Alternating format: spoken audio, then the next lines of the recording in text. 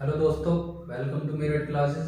जैसा कि मैंने आप सभी को कल बताया था, हम आज से एसएससी वाले बच्चों के लिए एक स्पेशल बैच स्टार्ट करने वाले हैं जिसका नाम है एसएससी जीडी स्पेशल बैच। तो उसकी शुरुआत करते हैं हम आज से। पहला कॉन्सेप्ट देखिए, परसेंटेज। परसेंटेज में कुछ वैल्यू लिखी है मैंने, इसके बारे में पहले आप सभी को समझाता हूँ कैसे कैसे याद करनी।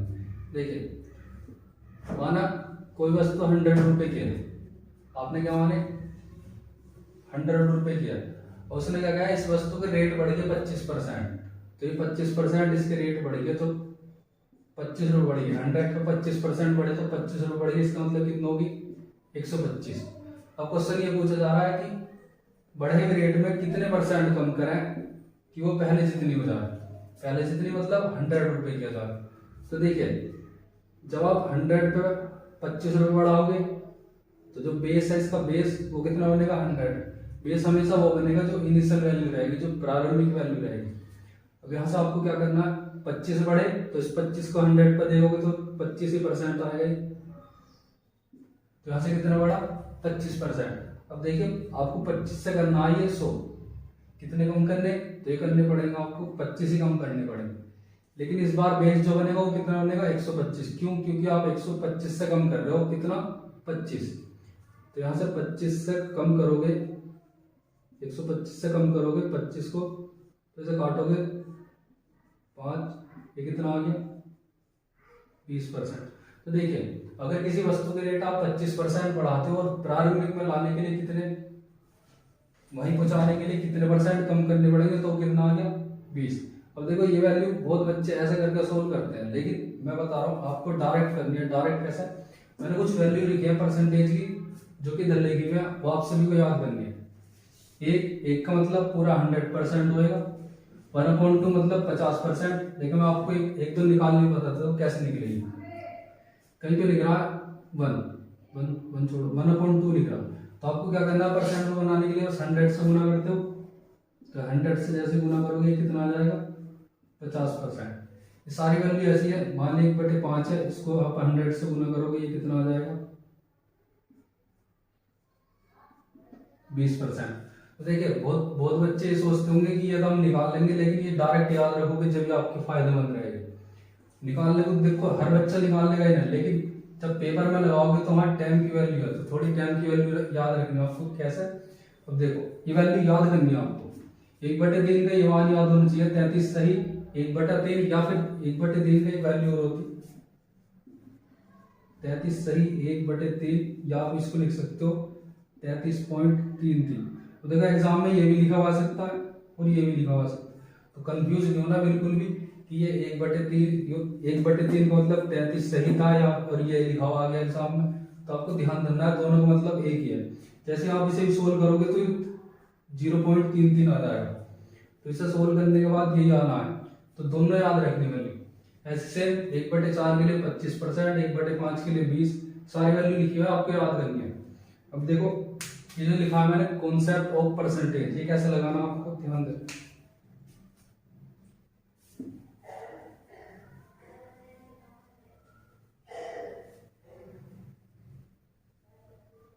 देखिए, कॉन्सेप्ट ऑफ परसेंटेज क्या है। अभी मैंने एक क्वेश्चन लिखा था कि 100 से 125 हो गई थी, तो यहां से कितने परसेंट बढ़ाई थी हमने 25%। लेकिन जब कमी करी तो 20% आई।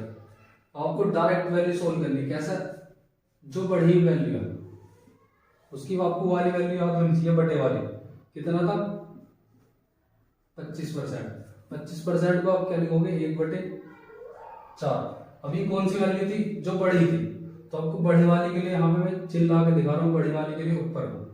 अब जो कम हो रही, कम वाली वैल्यू जो आएगी वो आपको ध्यान देनी है। कम वाली कैसे आएगी, यहाँ से देखिए, जो ऊपर है वो तो ऐसे रहेगा, ऊपर वाली वैल्यू सेम रहेगी, लेकिन जो यहाँ पर आएगा नीचे वो दोनों को प्लस करके लिख देना आप। मतलब कि ये और ये दोनों को जोड़ोगे तो कितना आ गया 5। अब देखिए, परसेंटेज वाली वैल्यू डायरेक्ट याद रखनी है आपको। तो जैसे ही आप याद रखोगे 1/5 आप डायरेक्ट बता दोगे कितना आ गया 20%। तो ऐसे अगर मैं आपसे कहूं कि कोई वैल्यू 50% बढ़ गई, ठीक, तो कितनी कम करनी पड़े उसे, तो 50% को आप क्या कहोगे कि 1/2 है।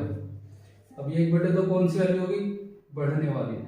तो घटने वाली वैल्यू कितनी आएगी, 1 ऊपर 1 रहेगा, नीचे दोनों जोड़ के लिखने 1/3। अब 1/3 का मान आपको याद होना चाहिए, डायरेक्ट 33 सही 1/3। तो यहाँ से आप डायरेक्ट बता सकते हो कि कोई वैल्यू इतनी बड़ी है तो उसे कितनी कम करनी पड़ेगी। अब ऐसे क्वेश्चन परसेंटेज में भी आएंगे, टाइम वर्क में भी आएंगे। तो देखिए जैसे मैं एक क्वेश्चन बताऊँ आपको, किसी वस्तु की कीमत में पहले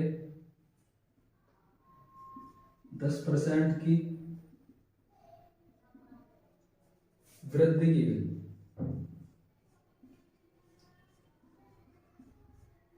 उसे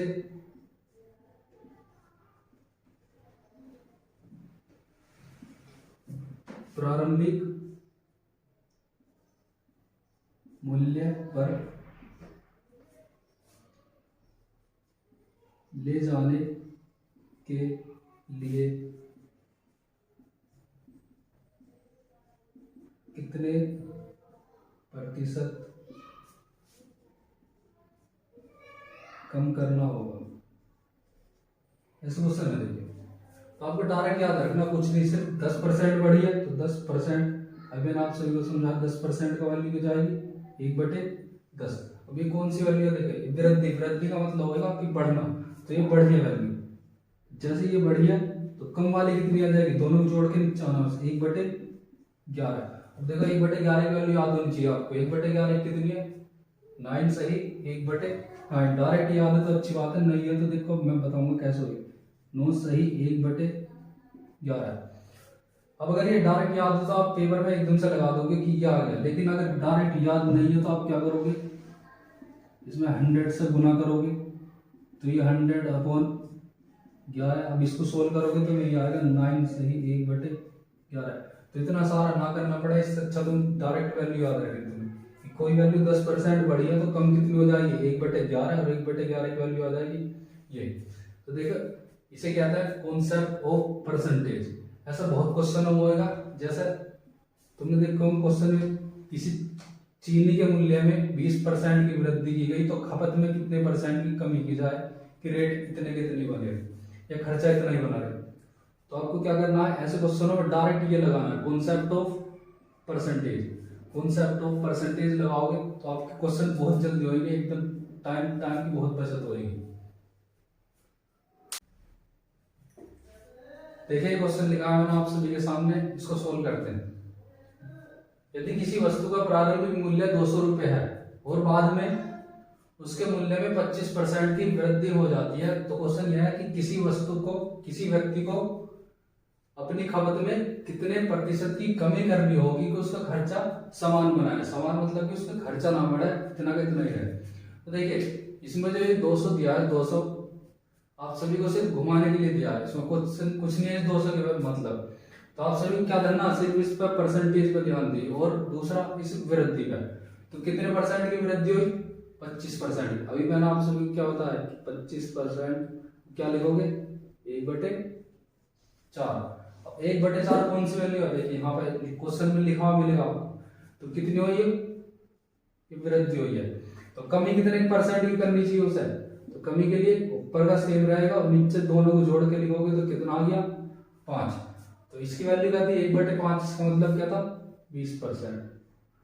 देखिए यही आपका आंसर हो जाएगा 20% की किसी व्यक्ति को कितने परसेंट की कमी करनी होगी 20% की, जो कि सी ऑप्शन है आपका। तो इसमें 20% की कमी करनी होगी। देखिए ऐसी बहुत सी चीज देगा तो मैं, जैसे इसमें 200 रुपए दे दिया, फालतू की चीज बहुत चीज, आपको सिर्फ अपने मतलब से मतलब की चीज देखनी है। कैसे, यहाँ पर हमें 25% देखना था, वृद्धि देखनी थी, और बाद में क्या करता है कि खपत में कितने परसेंट की कमी करी जाए। तो ये बस सिर्फ कमी देखनी थी आपको कि अगर वृद्धि कितने की हुई है तो कमी कितने की होगी। तो कमी कितने की हो जाएगी 20% की। जिस बच्चों को इसका स्क्रीनशॉट लेना हो ले लो, फिर बढ़ते हैं अगले क्वेश्चन की ओर।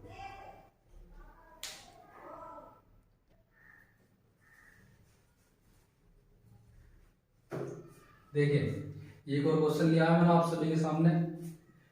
ये 2019 में दिल्ली पुलिस एसआई और एएसआई दोनों में क्वेश्चन आया हुआ 2019 में।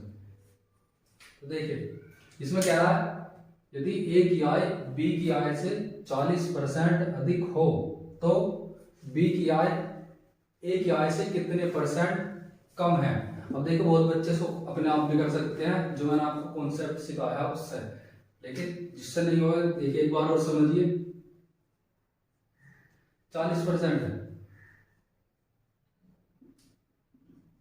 40% को क्या लिखोगे, देखो मैंने यहाँ पे 40% की वैल्यू लिखी है 2/5, जिसको नहीं याद बना के भी कर सकता है। 40% की वैल्यू अगर तुम बनाओगे तो बना के भी हो जाएगी 40%, 2/5।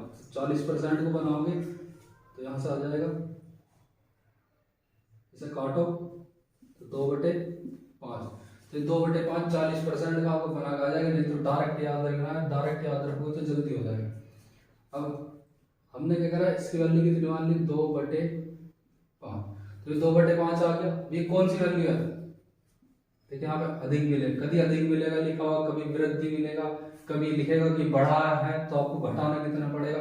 इससे कंफ्यूज नहीं होना, बस यहाँ पे देखना कि वो वृद्धि कर रहा है, अधिक कर रहा है, क्या कर रहा है।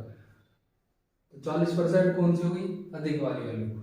कम वाली कितनी हो जाएगी, मैंने आप सभी को बताया कि ऊपर का तो सेम रहना है, नीचे दोनों जोड़ के कितने आ गए 7, तो ये वैल्यू कौन सी आ गई, कम वाली। अब देखिए बहुत बच्चे एकदम कंफ्यूज हो जाएंगे कि 2/7 तो बताया भी नहीं, अब उसको कैसे करें। तो कुछ नहीं करना तुम्हें, देखो यहाँ से 2/7 बता लूंगा मैंने। 1/7 की वैल्यू बताई है, 1/7 कितनी है 14 सही 2/7। अब यहाँ से देखिए इसको तुम ऐसे लिख सकते हो 2 सही 1/7, 2 इंटू 1/7। अब यहाँ से जैसे करोगे तुम 1/7 की वैल्यू तुम्हारे याद है 14 है, उसका डबल करोगे तो कितना आ जाएगा 14 दूनी 28, तो डी ऑप्शन आपका आंसर हो जाएगा। इसमें कुछ नहीं करना, बस वैल्यू याद रखनी है आपको। तो कितना हो जाएगा 14 सही 4/7%। इतने परसेंट क्या है उसकी वैल्यू दूसरे वाले की कम है, कि ए की अगर 40% अधिक है तो बी की कितने परसेंट कम होगी, 28 सही 4/7 कम होगी। तो यहाँ से 28 सही 4/7। आपको देखिए एक दूसरा तरीका और बताओ, अगर कोई बच्चे को ना पता चले कि इसको कैसे करना, तो यहाँ पे सिर्फ आपको क्या करना है, गुना 100 कर दो। गुना 100 करोगे तो कितना हो जाएगा, इसको काटोगे जब भी आ जाएगा 28 सही 4/7 आपका आंसर आ जाएगा। देखो ऑप्शन पे जाना, आपको ऑप्शन पे जाते ही आपको तुरंत पता चल जाएगी कि जब इसकी वैल्यू कितनी है 14 है, तो डबल करोगे तो 14 से ज्यादा ही जाएगा, तो 14 दूनी 28। अब 28 में देख अपोन में भी कितना आ रहा है यहाँ पे 7, तो अपोन में यहाँ पे 7 और यहाँ पे 7, लेकिन इसकी वैल्यू कितनी थी 2/, तो जब तुम डबल करोगे कितना होगा 4 होगा। तो यहाँ से आपको ऑप्शन आ जाएगा ऑप्शन नंबर डी। ठीक, इसका स्क्रीनशॉट ले लो जिसे लेना हो।